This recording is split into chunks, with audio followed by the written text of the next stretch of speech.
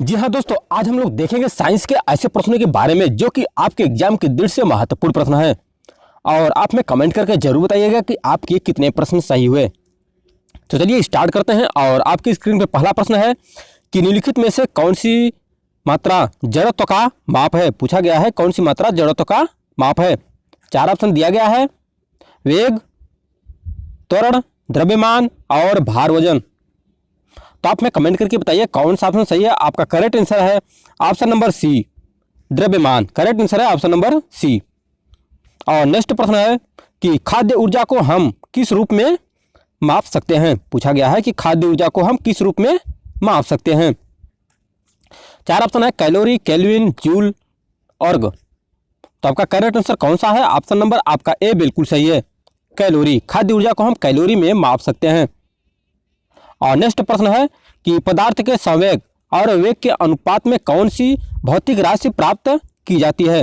पूछा गया है कि पदार्थ के संवेग और वेग के अनुपात में कौन सी भौतिक राशि प्राप्त की जाती है। महत्वपूर्ण प्रश्न है। तो आपका करेक्ट आंसर है ऑप्शन नंबर सी, द्रव्यमान।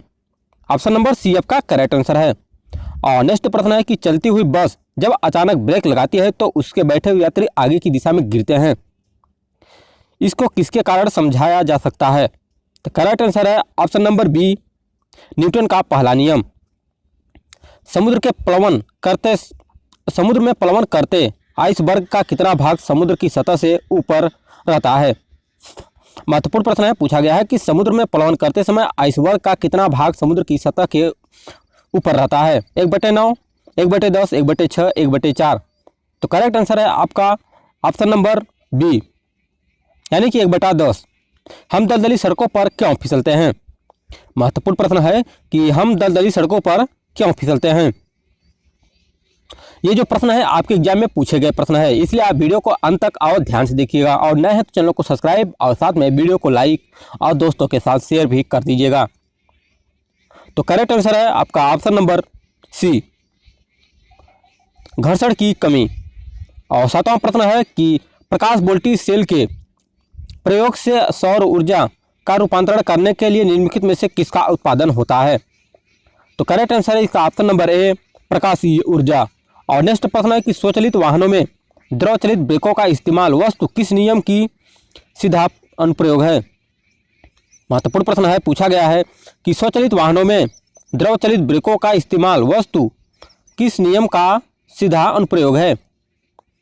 चार ऑप्शन है। पहला है पास्कल का नियम, टॉरिसेली का नियम, आर्किमिडीज का सिद्धांत, न्यूटन का नियम। तो आपका करेक्ट आंसर है ऑप्शन नंबर ए, पास्कल का नियम। नवा प्रश्न है कि जब दूध को प्रबल ढंग से मथा जाता है, तो उसमें से क्रीम किस कारण से अलग हो जाती है। अपकेंद्रीय बल, अभिकेंद्रीय बल, गुरुत्व बल और घर्षण बल। लगभग सभी को इसका आंसर पता होगा। तो करेक्ट आंसर है ऑप्शन नंबर ए, अपकेंद्रीय बल। और 10वां प्रश्न महत्वपूर्ण प्रश्न है कि जेट इंजन किसके संरक्षण के सिद्धांत पर काम करता है। पूछा गया है कि जेट इंजन किसके संरक्षण के सिद्धांत पर काम करता है। ऊर्जा के, द्रव्यमान के, रैखिक संवेग के, कोणीय संवेग के। तो आपका करेक्ट आंसर है ऑप्शन नंबर सी, रैखिक संवेग के। और नेक्स्ट प्रश्न है कि पृथ्वी के गुरुत्व का कितना भाग चंद्रमा के गुरुत्व के सबसे नजदीक है। तो चार ऑप्शन है आपका 1/5, 1/4, 1/6, 1/8। तो करेक्ट आंसर है आपका ऑप्शन नंबर सी, 1/6। और नेक्स्ट प्रश्न है कि किसी तुल्यकारी उपग्रह, पूछा गया है कि किसी तुल्यकारी उपग्रह की पृथ्वी की सतह से ऊंचाई पर लगभग कितनी होती है। 3600 किलोमीटर, 36,000, 42,000 और 30,000। इनमें से कोई नहीं। तो करेक्ट आंसर है आपका ऑप्शन नंबर ए, 36,000 किलोमीटर। नेक्स्ट प्रश्न है कि वर्षा की बूंद का गोलाकार किस कारण से हो जाता है। पहला ऑप्शन है श्यानता, पृष्ठ तनाव, प्रत्यास्थता, गुरुत्व। तो आपका करेक्ट आंसर है ऑप्शन नंबर बी, पृष्ठ तनाव के कारण।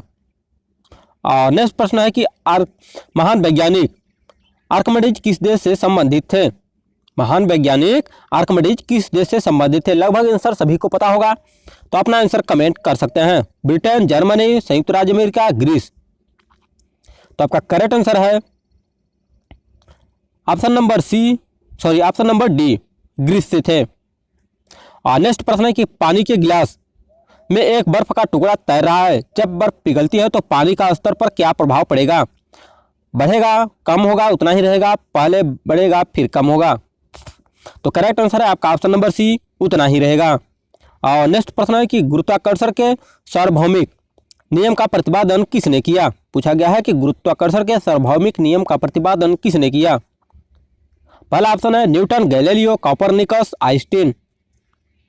तो आपका करेक्ट आंसर है ऑप्शन नंबर ए, न्यूटन। निम्नलिखित में से कौन सा 1 केजी द्रव्यमान के पिंड पर कार्यशील पृथ्वी के गुरुत्व बल का सही मान है? 8.9, 9.8, 89 और 98। तो करेक्ट आंसर है ऑप्शन नंबर बी, 9.8। एक हॉर्स पावर एचपी कितने वाट के बराबर होता है? महत्वपूर्ण प्रश्न है। पूछा गया है कि एक हॉर्स पावर एचपी कितने वाट के बराबर होता है? 435 वाट, 305, 746 और 976। आप ना कमेंट कर सकते हैं और आप में लास्ट में बताइएगा कि आपका इन 100 प्रश्न में से कितने प्रश्न सही हुए हैं। करेक्ट आंसर है ऑप्शन नंबर सी, 746 वाट। और नेक्स्ट प्रश्न है कि निम्नलिखित में से किसने न्यूटन के पूर्व ही बता दिया था कि सभी वस्तुएं पृथ्वी की ओर गुरुत्वाकर्षित होती हैं? आर्यभट्ट, ब्राह्ममिहिर, बुद्धगुप्त या ब्रह्मगुप्त? करेक्ट आंसर है ऑप्शन नंबर डी, ब्रह्मगुप्त। निम्नलिखित में से कौन सा ऊष्मा का यूनिट है? पूछा गया है कि निम्नलिखित में से कौन सा ऊष्मा का यूनिट है? 4 ऑप्शन है जूल, ओम, एम्पियर, वोल्ट। तो आपका करेक्ट आंसर है ऑप्शन नंबर ए, यानी कि जूल। ऊष्मा का मात्रक क्या है? जूल है। और 21 नंबर प्रश्न है, कितना तापमान होने पर पाठ्यांक सेल्सियस और फ़ारेनहाइट तापमापियों में एक ही होंगे? -40 अंश, 212 अंश, 40 अंश और 100 अंश। आपका करेक्ट आंसर है ऑप्शन नंबर ए, -40 अंश। और नेक्स्ट प्रश्न है कि एक मनुष्य का तापक्रम 60 अंश सेल्सियस है, तो उसका तापक्रम फ़ारेनहाइट में क्या होगा? पूछा गया प्रश्न है 140 फ़ारेनहाइट, 120, 130 और 98 फ़ारेनहाइट। तो आपका करेक्ट आंसर है ऑप्शन नंबर ए, 140 फ़ारेनहाइट। और 23 प्रश्न है, किसी झील की सतह का पानी बस जमने ही वाला है, झील के अधः स्थल में जल का तापमान क्या होगा? 4 ऑप्शन है 0 अंश सेल्सियस, 1 अंश सेल्सियस, 2 अंश सेल्सियस, 4 अंश सेल्सियस। तो आपका करेक्ट आंसर है ऑप्शन नंबर डी, 4 अंश सेल्सियस। निम्नलिखित में से कौन ऊष्मा का सर्वोत्तम चालक है? पूछा गया है कि ऊष्मा का सर्वोत्तम चालक कौन सा है? जल, पारा, लकड़ी, चमड़ा? तो आपका करेक्ट आंसर है ऑप्शन नंबर बी, पारा। और 25 प्रश्न है कि आणविक संगठन के द्वारा ऊष्मा का संक्षेपण क्या कहलाता है? 4 ऑप्शन है चालन, संवहन, विकिरण, प्रकीर्णन। महत्वपूर्ण प्रश्न है। पूछा गया आणविक संगठन के द्वारा ऊष्मा का संप्रेषण क्या कहलाता है? अगर आपको किसी भी सब्जेक्ट संबंधी वीडियो चाहिए तो आप में कमेंट करके बता सकते हैं। तो इसका करेक्ट आंसर क्या होगा? तो इसका करेक्ट आंसर है ऑप्शन नंबर बी, संवहन। और नेक्स्ट प्रश्न है कि निम्नलिखित में से किसके द्वारा अधिक ज्वलक पैदा होता है? उबलता हुआ पानी, भाप, गर्म हवा या सूर्य की किरणें? 4 ऑप्शन है, तो आपको आंसर पता होगा। करेक्ट आंसर है ऑप्शन नंबर आपका बी, भाप से। पूछा गया है कि निम्नलिखित में से किसके द्वारा अधिक ज्वलक पैदा होती है? तो भाप के द्वारा। और नेक्स्ट प्रश्न है कि किसी द्रव का उसके क्वथनांक से पूर्व उसके वाष्प में बदलने की प्रक्रिया को क्या कहते हैं? किसी द्रव का उसके क्वथनांक से पूर्व उसके वाष्प में बदलने की प्रक्रिया को क्या कहते हैं? लगभग सभी को आंसर पता होगा। वाष्पीकरण, संघनन, हिमीकरण, इनमें से कोई नहीं। करेक्ट आंसर है आपका ऑप्शन नंबर ए, वाष्पीकरण। पूछा गया है कि उष्मागति का प्रथम नियम किस अवधारणा की पुष्टि करता है? उस ऊर्जा संरक्षण, ताप संरक्षण, कार्य संरक्षण, इनमें से कोई नहीं। तो आपका करेक्ट आंसर है ऑप्शन नंबर ए, ऊर्जा संरक्षण का नियम। और नेक्स्ट प्रश्न है, निम्नलिखित में से किसकी ऊष्माधारिता अधिक है? 4 ऑप्शन दिया गया है, बताना है कि इनमें से किसकी ऊष्माधारिता सबसे अधिक है। लोहे का टुकड़ा, जल, स्वर्ण का टुकड़ा या बेंजीन? तो आपका करेक्ट आंसर है ऑप्शन नंबर बी, जल। और नेक्स्ट प्रश्न है कि बिना किसी ताप परिवर्तन के किसी पदार्थ को द्रव में गैस परिवर्तन के लिए अपेक्षित ऊर्जा किसकी गुप्त ऊष्मा कहा जाता है? 4 ऑप्शन है, वाष्पन, ऊर्ध्वापातन, संघनन, वाष्पीभवन। तो आपका करेक्ट आंसर है ऑप्शन नंबर ए, वाष्पन। नेक्स्ट प्रश्न है कि मिट्टी के घड़े में से किस क्रिया के कारण जल ठंडा रहता है? महत्वपूर्ण प्रश्न है। 4 ऑप्शन है, द्रवण, वाष्पीकरण, ऊर्ध्वापातन, उपयुक्त में से कोई नहीं। ऑप्शन आपके पास है, आप ना आंसर सोच सकते हैं कि कौन सा ऑप्शन सही है। तो आपका करेक्ट आंसर है ऑप्शन नंबर बी, वाष्पीकरण। करेक्ट आंसर है वाष्पीकरण। और नेक्स्ट प्रश्न है कि शिखर परभक्षियों का बाधाओं का पता लगाने के लिए चमगादड़ अथवा डॉल्फिन किस परिघटना का प्रयोग करते हैं? ध्वनि का अपवर्तन, विस्पंदों का बनना, ध्वनि का प्रकटन और प्रतिध्वनि का निर्धारण। करेक्ट आंसर है ऑप्शन नंबर आपका डी, प्रतिध्वनि का निर्धारण। और नेक्स्ट प्रश्न है कि लगभग 20 अंश सेल्सियस ताप पर किस माध्यम में ध्वनि की गति अधिक रहेगी?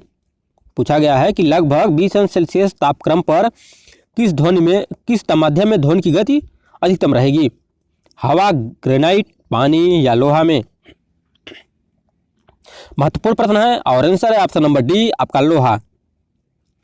निम्नलिखित में से कौन सा एक वायु में ध्वनि तरंगों द्वारा उत्पादित नहीं होता है? निम्नलिखित में से कौन सा एक वायु में ध्वनि तरंगों द्वारा उत्पादित नहीं होता है? ध्रुवण, विवर्तन, परावर्तन या अपवर्तन? तो आपका करेक्ट आंसर है ऑप्शन नंबर ए, ध्रुवण। करेक्ट आंसर है ध्रुवण। और नेक्स्ट प्रश्न है कि ध्वनि तरंगे किसके कारण प्रतिध्वनि उत्पन्न करते हैं? ध्वनि तरंगे किसके कारण प्रतिध्वनि उत्पन्न करते हैं? अपवर्तन, विवर्तन, परावर्तन या इनमें से कोई नहीं। तो आपका करेक्ट आंसर है ऑप्शन नंबर सी, परावर्तन। और नेक्स्ट प्रश्न है कि पास आती हुई रेलगाड़ी की सीटी की आवृत्ति तीक्ष्ण बढ़ती जाती है, ऐसा किस घटना के कारण होता है? 4 ऑप्शन है, बिग बैंग सिद्धांत, डॉपलर प्रभाव, चार्ल्स नियम, आर्किमिडीज का सिद्धांत। तो करेक्ट आंसर है ऑप्शन नंबर बी, डॉपलर का प्रभाव। लगभग 20 अंश सेल्सियस के तापक्रम पर किस माध्यम में ध्वनि की गति अधिकतम होगी? ये लगभग आंसर रिपीट हुआ है, तो छोड़िए आगे बढ़ते हैं। प्रकाश के विद्युत चुंबकीय स्वरूप की खोज किसने की? प्रकाश के विद्युत चुंबकीय स्वरूप की खोज किसने की? 4 ऑप्शन है, स्नेल, न्यूटन, मैक्सवेल, यंग। तो आपका करेक्ट आंसर है ऑप्शन नंबर सी, मैक्सवेल। सूर्य की रोशनी को पृथ्वी तक पहुंचने में लगभग कितना समय लगता है? महत्वपूर्ण प्रश्न है, सूर्य की रोशनी को पृथ्वी तक पहुंचने में कितना समय लगता है? 10 minute 3.3 second, 6 minute 5.5 second, 8 minute 16.6 second और 9 मिनट 8.8 सेकेंड। तो करेक्ट आंसर है ऑप्शन नंबर आपका सी, 8 मिनट 16.6 सेकेंड। पानी में डूबी एक छड़ी किस आवृत्ति के कारण मुड़ी हुई परिवर्तित होती है?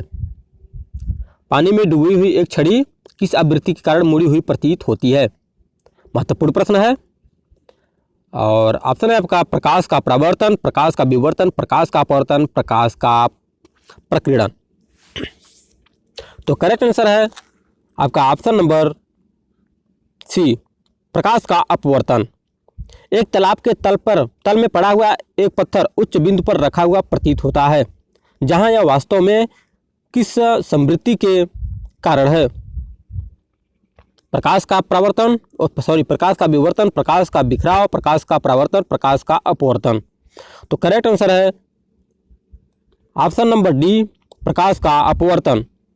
पूछा गया है कि संबंधित संयुग्म संबंधित माध्यम युग्म के क्रांतिक कोण अधिक तापमान कोण का संग्रहण विरल माध्यम की ओर जाने वाली प्रकाश किरण क्या करती है। तो छोड़िए इस प्रश्न को, आओ बढ़ते हैं 43 प्रश्न की तरफ।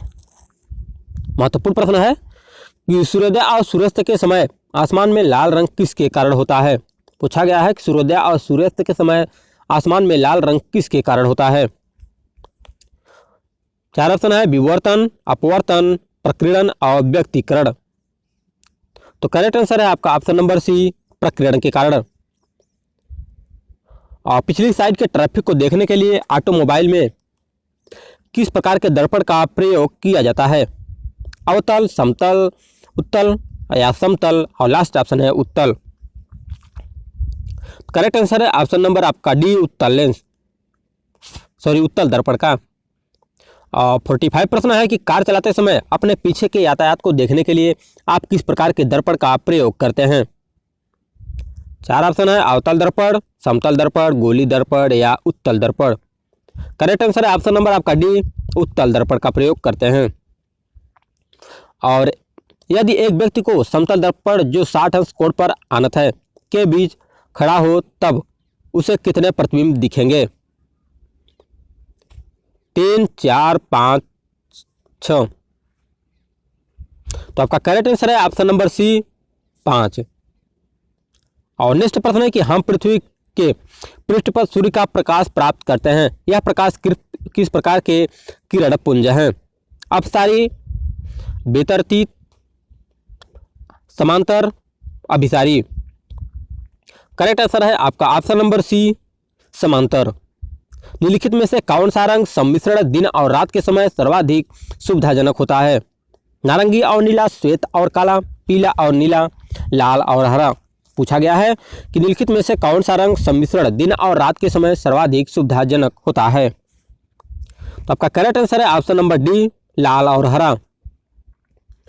49 प्रश्न है कि कैमरे में किस प्रकार का लेंस उपयोग में लाया जाता है। महत्वपूर्ण प्रश्न है। पूछा गया है कि कैमरे में किस प्रकार का लेंस उपयोग में लाया जाता है। ऐसे प्रश्न आपके एग्जाम में बार बार रिपीट होते हैं।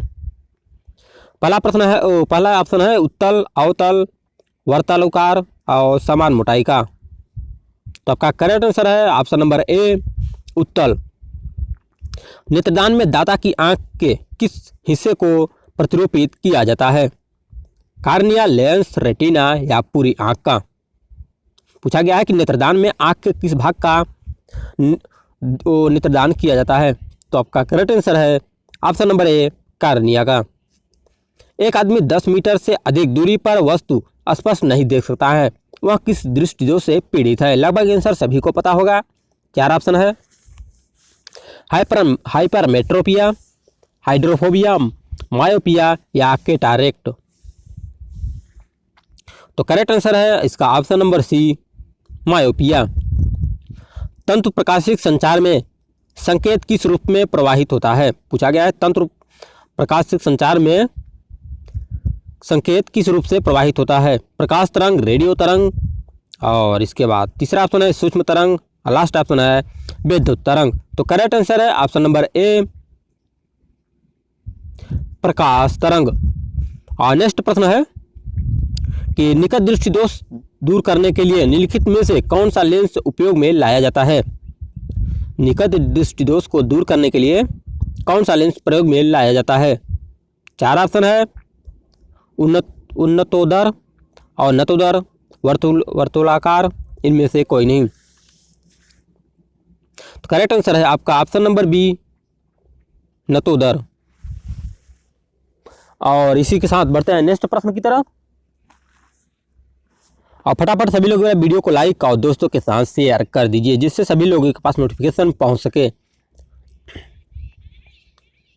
नेक्स्ट प्रश्न है कि निम्नलिखित तिथियों में से किसके दोपहर को आपकी छाया सबसे छोटी होती है। 25 दिसंबर, 21 मार्च, 21 जून और 14 फरवरी। पूछा गया है कि निम्नलिखित तिथियों में से किसमें दोपहर को आपकी छाया सबसे छोटी होती है। करेक्ट आंसर है आपका ऑप्शन नंबर सी, 21 जून को। और नेक्स्ट प्रश्न है कि अबिंदुकता का दोष दूर करने के लिए लिखित में से किस लेंस का प्रयोग करना चाहिए? और बिंदुकता का दोष दूर करने के लिए किस लेंस का प्रयोग करना चाहिए? सिलेंडरी लेंस, अवतल लेंस, उत्तल लेंस या द्विफोकसी लेंस? तो करेक्ट आंसर है आपका ऑप्शन नंबर ए, सिलेंडरी लेंस। निम्नलिखित में से कौन सर्वोत्तम विद्युत चालक है? कौन सर्वोत्तम विद्युत चालक है? तांबा, लोहा, एल्युमिनियम, चांदी? तो कौन सर्वोत्तम विद्युत चालक है? तो ऑप्शन नंबर आपका कौन सही है? ऑप्शन नंबर डी सही है, चांदी। इलेक्ट्रिक करंट का यूनिट निम्नलिखित में से कौन सा है? केल्विन, मोल, कैंडेला, अर्ग? इलेक्ट्रिक करंट का यूनिट निम्नलिखित में से कौन सा है? तो आपका करेक्ट आंसर है ऑप्शन नंबर डी, अर्ग। और नेक्स्ट प्रश्न है और महत्वपूर्ण प्रश्न है कि ओम का नियम क्या परिभाषित करता है? प्रतिरोध, केवल धारा, केवल वोल्टता, धारा और वोल्टता दोनों? महत्वपूर्ण प्रश्न है, ओम का नियम क्या परिभाषित करता है? तो आपका आंसर है ऑप्शन नंबर डी, धारा और वोल्टता दोनों। बिजली के बल्ब का फिलामेंट किस तत्व से बना होता है? ये भी प्रश्न रिपीट हुआ प्रश्न है कि बिजली के बल्ब का फिलामेंट किस तत्व से बना होता है? महत्वपूर्ण प्रश्न है और आपका करेक्ट आंसर है, पहले ऑप्शन देख लेते हैं, कॉपर, आयरन, लेड, टंगस्टन? तो ऑप्शन नंबर आपका डी बिल्कुल सही है, टंगस्टन का। और नेक्स्ट प्रश्न है कि तड़ित चालक का आविष्कार किसने किया? तड़ित चालक का आविष्कार किसने किया? Graham Bell, Lord Steiner, Benjamin Franklin, Einstein? 4 option है और करेक्ट आंसर है आपका option number C, Benjamin Franklin. सामान्यतः प्रयोग में लाई जाने वाली प्रदीप्ति ट्यूबलाइट पर निम्नलिखित में से कौन सा अंकित होता है? 220 के, 273 के और 6500 के, 9000 के? करेक्ट आंसर है ऑप्शन नंबर सी, 6500 के। और नेक्स्ट प्रश्न है कि एकीकृत परिपथ में प्रयुक्त अर्धचालक चिप निम्न में से किसकी बनी होती है? Calcium, carbon, silicon, Zircon? तो आपका करेक्ट आंसर है ऑप्शन नंबर सी, सिलिकॉन की। और नेक्स्ट प्रश्न है कि यदि किसी प्रारूपी पदार्थ का वैद्युत प्रतिरोध गिरकर शून्य हो जाता है तो उस पदार्थ को क्या कहते हैं? पूछा गया है, यदि किसी प्रारूपी पदार्थ का वैद्युत प्रतिरोध गिरकर शून्य हो जाता है तो उस पदार्थ को क्या कहते हैं? अतिचालक, अर्धचालक, चालक या रोधी? तो आपका करेक्ट आंसर है ऑप्शन नंबर बी, अर्धचालक।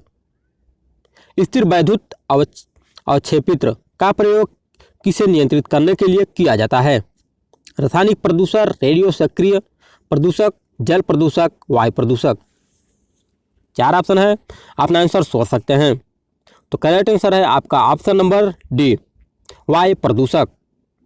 और नेक्स्ट प्रश्न है कि निम्नलिखित में से कौन सा एक प्रकृति में अनुचुंबकीय है?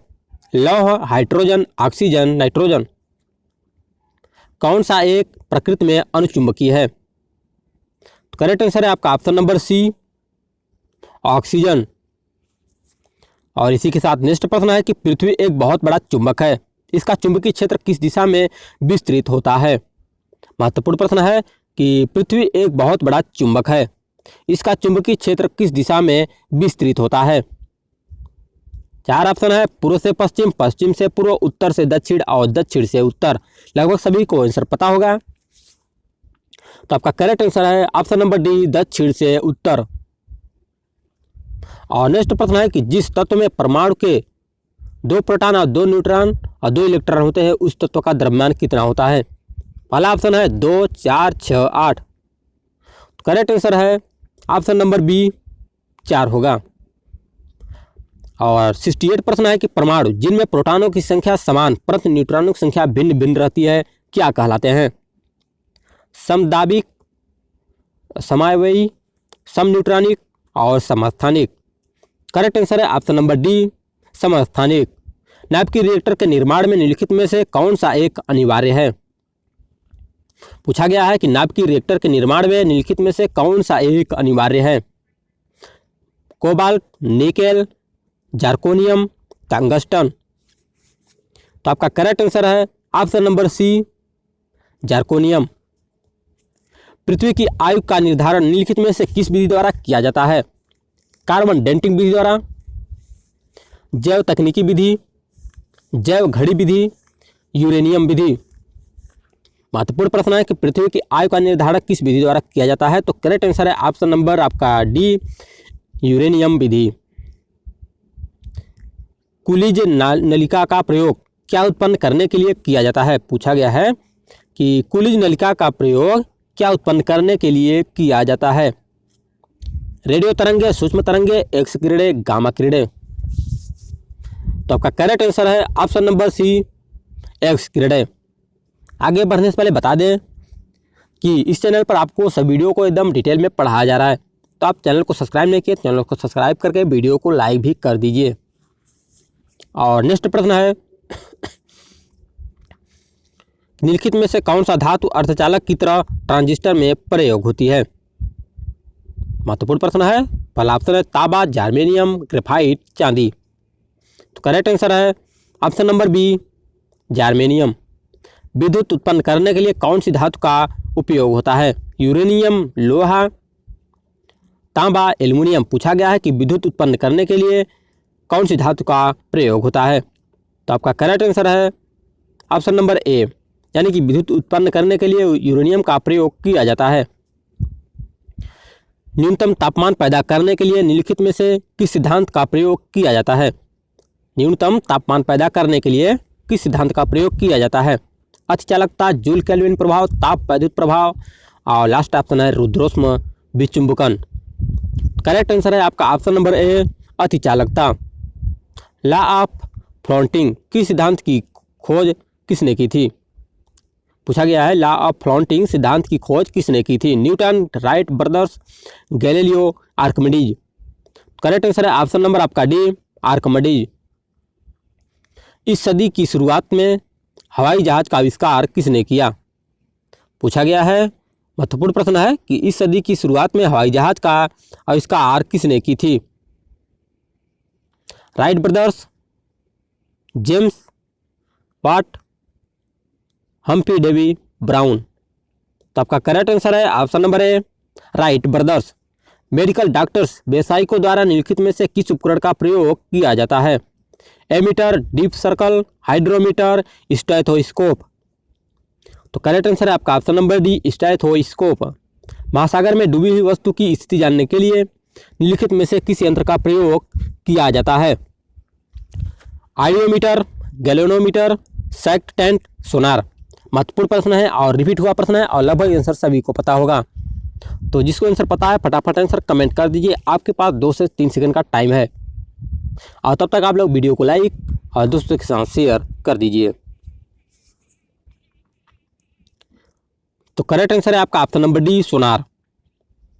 और 79 प्रश्न है कि एक उड़ते हुए चक्के की प्रति सेकंड घूर्णन किस से मापी जाती है? एक उड़ते हुए चक्के की प्रति सेकंड घूर्णन किस में मापी जाती है? बायरोमीटर, एनीमोमीटर, हाइग्रोमीटर और स्ट्रोबोस्कोप। तो करेक्ट आंसर है आपका option number D, stroboscope. Coolidge नलिका का प्रयोग क्या उत्पन्न करने के लिए किया जाता है? रेडियो तरंगे, सूक्ष्म तरंगे, एक्स किरणें, गामा किरणें। पूछा गया है कि कुलिज नलिका का प्रयोग क्या उत्पन्न करने के लिए किया जाता है? करेक्ट आंसर है ऑप्शन नंबर आपका सी, एक्स किरणें। और अति लघु समय अंतरालों में सही मापने के लिए निम्नलिखित में से किसका प्रयोग किया जाता है? अति लघु समय अंतरालों में सही मापने के लिए किसका प्रयोग किया जाता है? पल्सर, क्वार्टज घड़ियाँ, परमाणु घड़ियाँ, श्वेत वामन। करेक्ट आंसर है ऑप्शन नंबर सी, परमाणु घड़ियाँ। और नेक्स्ट प्रश्न है कि एसआई पद्धति में लेंस की शक्ति की इकाई क्या है? वाट है, डायोप्टर है, ऑप्टर है, मीटर है। तो एसआई पद्धति में लेंस शक्ति की इकाई है डायोप्टर। ऑप्शन नंबर आपका बी करेक्ट आंसर है। निम्नलिखित में से कौन सा एक व्युत्पन्न परिमाण नहीं है? पूछा गया है कि निम्नलिखित में से कौन सा एक व्युत्पन्न परिणाम नहीं है? महत्वपूर्ण प्रश्न है। 4 ऑप्शन है, घनत्व, द्रव्यमान, आयतन, चाल। करेक्ट आंसर है आपका ऑप्शन नंबर बी, द्रव्यमान। और अगला प्रश्न है कि निम्नलिखित में से किसकी इकाई न्यूटन मीटर नहीं है? पूछा गया निम्नलिखित में से किसकी इकाई न्यूटन मीटर नहीं है? बल की गतिज ऊर्जा, कार्य और ऊर्जा। महत्वपूर्ण प्रश्न है और फटाफट आंसर कमेंट कर सकते हैं। आपका करेक्ट आंसर है ऑप्शन नंबर ए, बल। किसकी इकाई न्यूटन मीटर नहीं है? तो बल की इकाई न्यूटन मीटर नहीं है। और नेक्स्ट प्रश्न है कि क्रिकेट की गेंद को किस कोण से मारा जाना चाहिए ताकि वह अधिकतम दूरी तक जा सके? तो 36 से 60 अंश का कोण, 36 से 45 अंश का कोण, 36 से 30 अंश का कोण, 36 से 15 अंश का कोण। आपका करेक्ट आंसर है ऑप्शन नंबर बी, 36 से 45 अंश का कोण। निम्नलिखित द्रव में कौन सा ऊष्मा का बहुत अच्छा चालक है? निम्नलिखित द्रव में कौन ऊष्मा का बहुत अच्छा चालक है? पारा, पानी, ईथर, बेंजीन। करेक्ट आंसर है ऑप्शन नंबर आपका ए, पारा। किस बिंदु पर फ़ारेनहाइट तापक्रम सेंटीग्रेड तापमान का दुगुना होता है? 4 ऑप्शन है, अपना आंसर फटाफट कमेंट कर सकते हैं। तो इसका करेक्ट आंसर है ऑप्शन नंबर आपका डी, 160 फ़ारेनहाइट। सेल्सियस में माप का कौन सा तापक्रम 300 के बराबर होता है? पूछा गया है कि सेल्सियस में माप का कौन सा तापक्रम 300 केल्विन के बराबर होता है। यदि आपको किसी भी सब्जेक्ट का वीडियो चाहिए तो आप में कमेंट कर सकते हैं। तो आपका करेक्ट आंसर है ऑप्शन नंबर बी, 27 अंश सेल्सियस। वह उपकरण जो ध्वनि तरंगों की पहचान तथा रेजुलेशन के लिए प्रयुक्त होता है क्या कहलाता है? पूछा गया है कि वह उपकरण जो ध्वनि तरंगों की पहचान तथा रेजुलेशन के लिए प्रयुक्त होता है क्या कहलाता है? रडार, सोनार, पुकर, उक्त में से कोई नहीं। करेक्ट आंसर है ऑप्शन नंबर आपका बी, सोनार। एक जैव पद्धति जिसमें प्रस्रव्य ध्वनि का उपयोग किया जाता है। पूछा गया है कि एक जैव पद्धति जिसमें प्रस्रव्य ध्वनि का उपयोग किया जाता है। ऑप्शन एक है सोनोग्राफी, ईसीजी, ईईजी और एक्सरे। करेक्ट आंसर है आपका ऑप्शन नंबर ए, सोनोग्राफी। वाहनों में अग्रदीपों हेडलाइटों में किस प्रकार के दर्पण का इस्तेमाल होता है? समतल दर्पण, उत्तल दर्पण, अवतल दर्पण या परवलिक दर्पण। तो करेक्ट आंसर है आपका ऑप्शन नंबर डी, परवलिक दर्पण। जब कोई वस्तु दो समांतर समतल दर्पणों के बीच रखी जाती है तो बने प्रतिबिंबों की संख्या होगी। जब कोई वस्तु दो समांतर समतल दर्पणों के बीच रखी जाती है तो बने प्रतिबिंबों की संख्या कितनी होगी? 2, 1, 6 अनंत। करेक्ट आंसर है ऑप्शन नंबर आपका डी, अनंत। एक मनुष्य 1 मीटर से कम दूरी वस्तु को स्पष्ट नहीं देख सकता है, वह व्यक्ति किस दोष से पीड़ित है? तो दूरदृष्टि दोष, निकट दृष्टि, ताल का रोग, इनमें से कोई नहीं। 4 ऑप्शन है और प्रश्न बहुत सरल है। तो करेक्ट आंसर होगा आपका इसमें से ऑप्शन नंबर ए, दूरदृष्टि दोष। निम्नलिखित प्रकार के कांचों में से कौन सा एक पराबैंगनी किरणों का विच्छेदन कर सकता है? सोडा कांच, पायरेक्स और जेना कांच, क्रूक्स कांच। तो आपका करेक्ट आंसर है ऑप्शन नंबर डी, क्रूक्स कांच। और 95 प्रश्न है कि प्रकाश की गति किसके बीच से जाते हुए न्यूनतम होती है? कांच, निर्वात, जल और वायु। तो आपका करेक्ट आंसर है ऑप्शन नंबर ए, कांच। विकिरण की कण आवृत्ति की पुष्टि किससे की जाती है? विकिरण की कण प्रकृति की पुष्टि किससे की जाती है? व्यक्तिकरण, प्रकाश वैद्युत प्रभाव, विवर्तन या ध्रुवीकरण। तो आपका करेक्ट आंसर है ऑप्शन नंबर आपका बी, प्रकाश वैद्युत प्रभाव। निम्नलिखित वस्तुओं में से कौन सा एक विद्युत का मंद चालक नहीं है? Sulphur, selenium, bromine, phosphorus.